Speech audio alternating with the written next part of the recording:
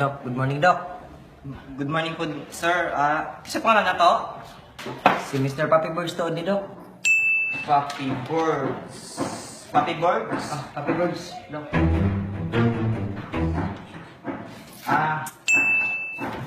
Masa na may findings, Doc?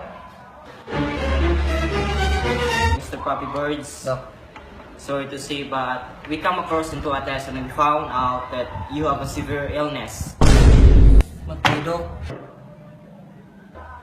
Unsa man po din na siyang sakita, Doc?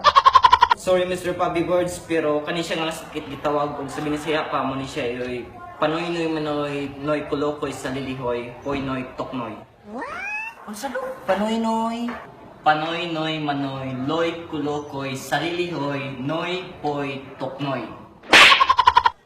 Grabe ang sakita, Doc. Uy, unsa man ang sakita, Doc? Sakit ni siya sa specifically sa lungs nga kung dili gani matambalan it can cause death. Matay, Doc.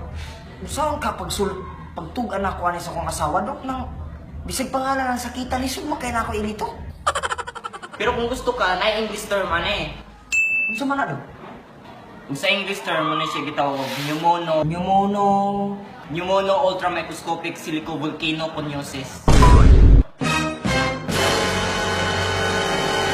Unsa gud ni klasihang mga sakita, Doc, nang balay mga pagkatag-asa kahit sa nga tanan.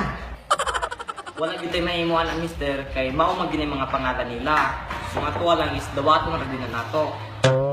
Kanang nay Tagalog ana, Doc, nga lana? Tagalog naman, Doc. Ngani siya Tagalog nga term.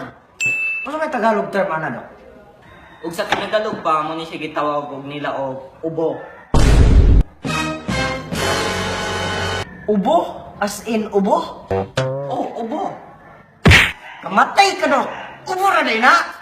Oh, ubo na siya. Kato, Doc. Kasi nga natin sakita. Really, nigga?